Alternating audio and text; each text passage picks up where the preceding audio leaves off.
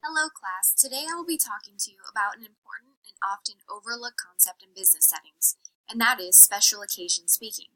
When special occasion speaking first comes to mind, you might think about doing a speech at a wedding as a best man or maid of honor, or making a toast to your parents' 25th wedding anniversary. But special occasion speaking in a business setting can take on many different forms, such as welcoming guests touring your facility or place of business, introducing a speaker at a staff meeting or annual banquet, presenting an award to employees, or accepting an award you have won. These speeches can be very important, which is why it is crucial we all know how to properly execute them.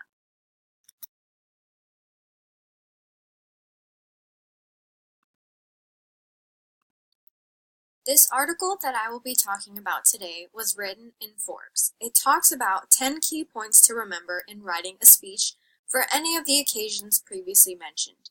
I will be talking about 6 of these key points in this presentation. If you would like to reference to either the article or the book during this presentation, I have included the link and page numbers down below.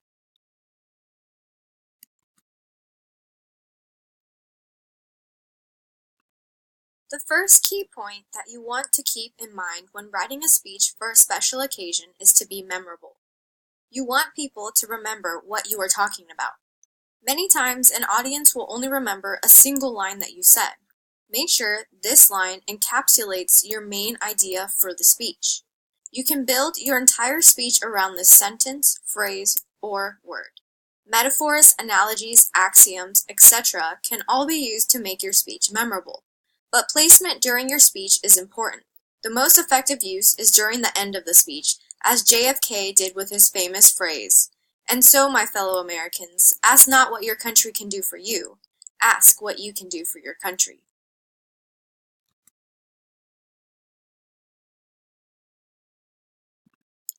A second key point to remember is that every good speech has a structure. Chances are, when you listened to a speech and lost interest in it, it was because the speaker veered off in what they were talking about. Audiences are expecting you to give them a path and a destination. They want to know where they are going and why. Set the expectation for the speech early on, and as you work on structuring and simplifying, remove anything that is contradictory or confusing. If something doesn't help you get your core message across, then you don't need it. For example, the Forbes CEO pictured was giving a speech on the financial collapse of 2008. Halfway through his speech, he started talking about Vietnam, Brazil, and the economic theory of the 19th century. By the end of his speech, his employees thought he needed ADD medication and a professional speechwriter. Don't be like the Forbes CEO.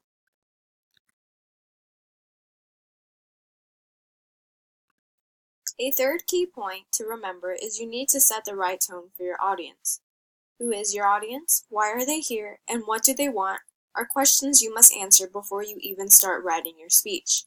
You must meet the expectations of others, whether it's to inform, motivate, entertain, or even challenge. This is all dependent on your tone. Your message has to draw out the best in people. When in a professional setting, it's best to focus on being upbeat and uplifting in order to encourage those around you to do the same. People will never forget how you made them feel. Take Halle Berry, for instance. She is accepting an award for her job and appears to be excited. Now, if she were to accept this award and sound sad, mad, or depressed about it, what would this say to her fans or the director of the movie? It might convince them to not hire her anymore.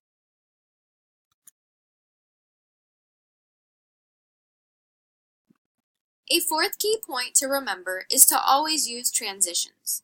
Sometimes audiences won't recognize what is important. That is why transitional phrases can be used to signal intent. Asking a question like "what does it mean?" and following it with a pause is effective because the silence gets attention and creates anticipation. Audiences are alerted that something important is about to be shared, so even if they weren't paying attention before, they can start. An example would be a boss about to announce the winner of a $100 gift card that goes to the employee who reached the company sales goals for that month. He would probably make a pause to get those who aren't paying attention to pay attention and to create anticipation in his audience.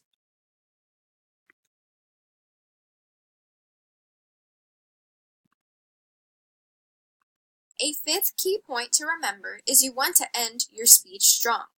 Sometimes you cannot even remember what a speaker looks like, or much less their name. But if they have a good ending, their audience will be talking about it for days, months, or even years later. The fact is, your closing is what over 90% of your audience will remember.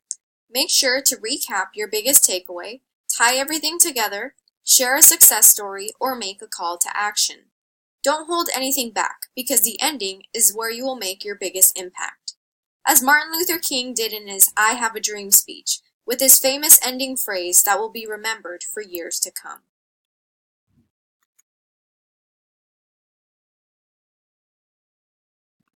In the same way that most business pitches can be done on the back of an envelope, most of what anybody has to say of great note can fit on one side of a paper. It is important to realize that you do not have to try too hard to make a great speech. Just because it's long does not mean it's effective. Naturally, after a few minutes, your audience's attention will wane. They have other places to be, so make your points, accept your award, introduce the speaker, and then sit down. Always remember that when you are talking, you are taking up other people's time, and not your own. Can you imagine how embarrassing or shocked you would feel if you saw your audience look like this guy in the picture? Remember, just because a speech is long doesn't mean it's good.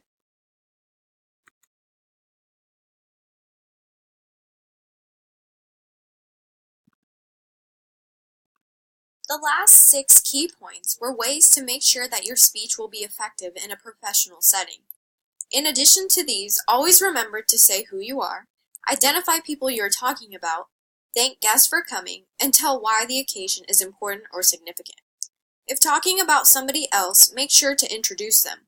Appear spontaneous or natural, and practice so you don't have to rely on notes. Make sure you are visible and that people can hear you. And most importantly, be inclusive, be sober, and be appropriate.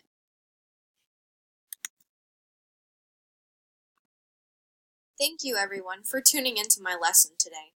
As previously mentioned, the page numbers in the book are available for your viewing. If you have any further questions, you are able to contact me at the email provided. Have a great day.